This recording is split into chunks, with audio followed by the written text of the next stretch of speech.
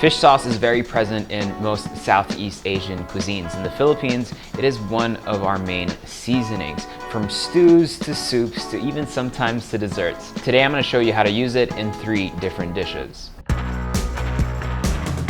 Let's get straight into it. The 3 dishes I will be cooking for you today are not the most popular Filipino dishes, yet I think they're so full of flavor and fairly easy to put together, which is why I wanted to show you how to make them. I wouldn't necessarily call them underrated. They're just not usually part of menus or the conversation when we talk about Filipino food. All the dishes today will be cooked using Lorins Patis Puro. They are the sponsors of this video. If you're not using this fish sauce yet in your cooking or your recipes or your dips even, trust me, you should get on it. It is absolutely delicious, and more on them later.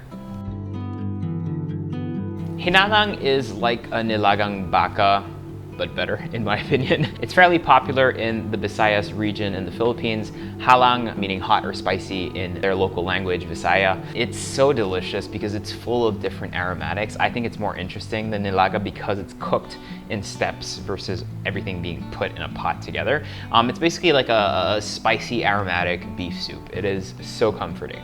For the hinalang, you'll need 1 kilogram of beef short ribs and chuck, 1 medium white onion, 1 liter of beef or bone broth, 4 cloves of garlic chopped, 1 large piece of ginger, 1 red bell pepper, a bunch of scallions, some Lorins Patis Puro, 4 bird's eye chilies, and 1/2 of a Chinese cabbage.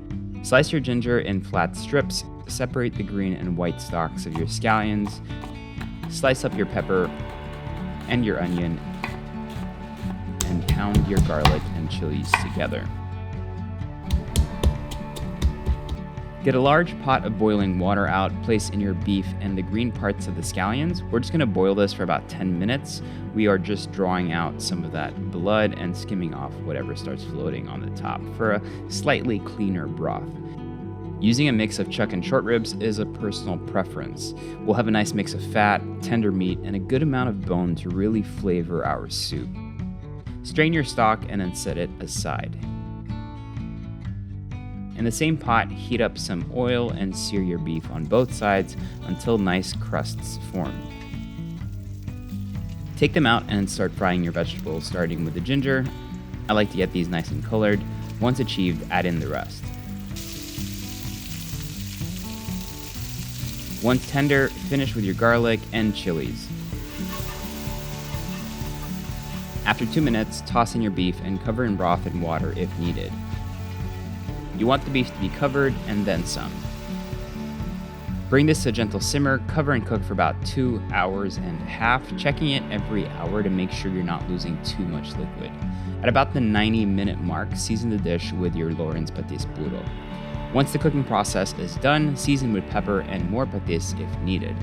Only when done, right before serving, you can add some shredded Chinese cabbage optionally. I actually like to keep it quite straightforward with just a little coriander. The moment of truth is now when it comes to the beef. It should be beautifully tender now, obviously because we've been cooking it for so long, and yeah. I don't even have to use my spoon, it just goes whoop right away. Let's try this.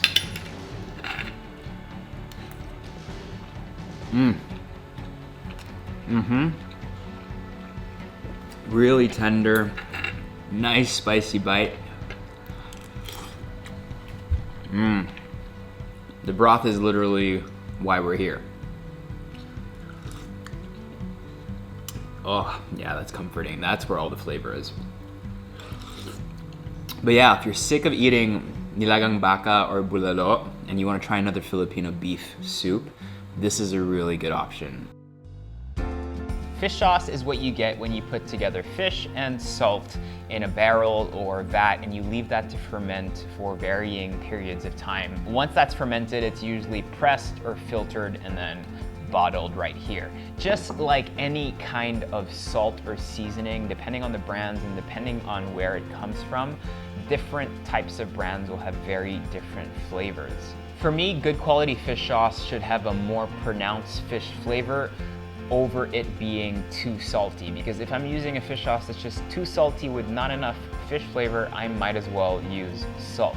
I really do enjoy using the Lorins Patis Puro fish sauce because it's owned by the Lorins Food Corporation, which has been around for more than 100 years.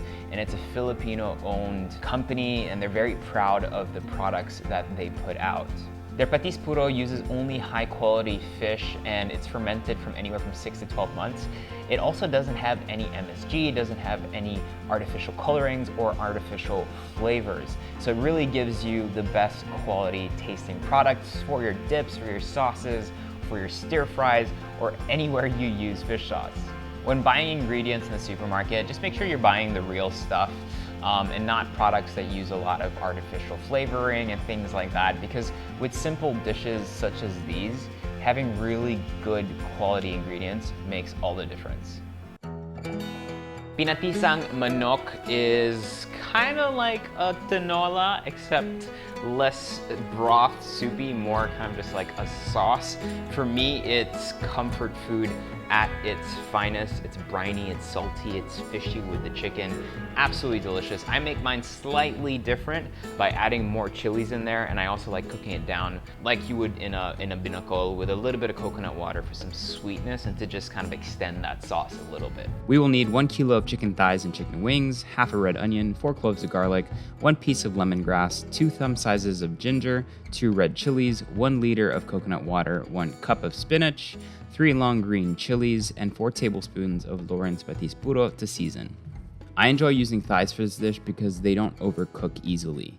Wings, I just think, are the best part of a tinola, for example, so for this dish, it just makes sense. It'll render out some nice fat into the sauce. I'm using some spinach today, but ideally you can use some chili leaves or dahon ng sili instead. For the lemongrass, just pound it out. Slice up the rest of your vegetables. Make a slit on your green chilies. Slice the ginger in long strips. Get a pan out on medium heat with some oil. Sear your chicken on all sides for about 4 minutes. Remove once a nice golden color forms.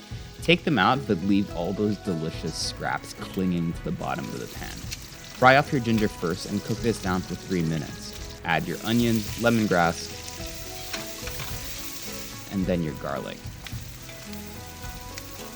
Add back your chicken and your chilies. Mix everything together and season with your Lorins Patis Puro. Add enough coconut water to reach about halfway.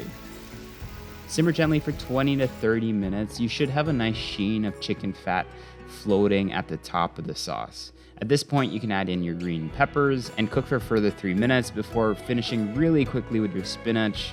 Bring this to a simmer for 1 minute and you should be good to go. So unlike tinola, this is more of a sauce and not so much of a soup.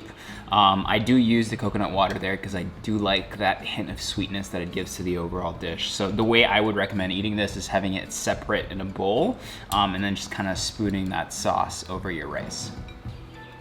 Since we're using chicken thighs and chicken wings, then our chicken should be nice and tender, which it is, obviously.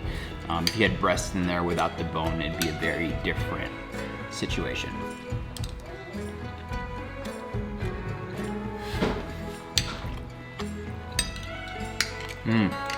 Even though I'm in Australia, this dish really sends me back home. When you see ginataang anything in the Philippines, it just basically means something cooked or bound with coconut cream. I consider it sometimes our local version of a curry. Depending what region you're in the Philippines, very different ingredients will be added to the sauce. When I'm in a pinch and I want to make a really quick coconut sauce with Filipino flavors, this is how I do it, and then this can be served with chicken, seafood, or a whole fish, like I'm going to show you how to do just now. You'll need half a red onion, a thumb-sized piece of ginger, 3 garlic cloves crushed, 2 teaspoons of alamang guisado, 2 small red chilies, 1 lemongrass stalk, some turmeric powder, a heaped tablespoon of brown sugar, a small bunch of coriander, 1 can of coconut milk, 1 lime, some scallions, and 3 pieces of lime leaves. This recipe also works great with shrimp, but let's do it with a whole fish instead, since a lot of people don't cook whole fish at home and we should change that. I'm using a fresh barramundi. Slice up all your veg. For the lime leaves, just roll them up and slice them very thinly. For the lemongrass, split in 2 and then pound.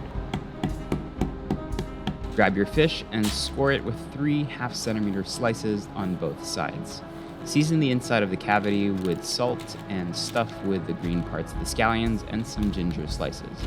You don't have to remove the skin here. Drizzle the whole thing with some olive oil, scatter your red onions around it, and drizzle that with olive oil as well. This goes into the oven at 200 degrees for about 15 to 20 minutes. In a hot pan with oil, fry off your garlic, chilies, onions, and lime leaves. Cook for 3 minutes until really fragrant. Add in 2 teaspoons of alamang guisado. Stir fry before adding some coconut milk, brown sugar, and your lemongrass stalks. Let this simmer for about 5 to 10 minutes until really flavorful. Taste and season with Lorins Patis Puro right at the end to really control the level of saltiness you have with the dish. This is exactly what we were going for, nice puffed, crispy skin after 15 minutes. Your meat should be beautifully tender, so now all we have to do is smother this baby with that gorgeous, easy, fast curry sauce, and then serve it with these kind of like blistered onions. It's gonna be delicious. Let's give it a try. Spoon some of that amazing curry sauce on the fish. Perfectly cooked.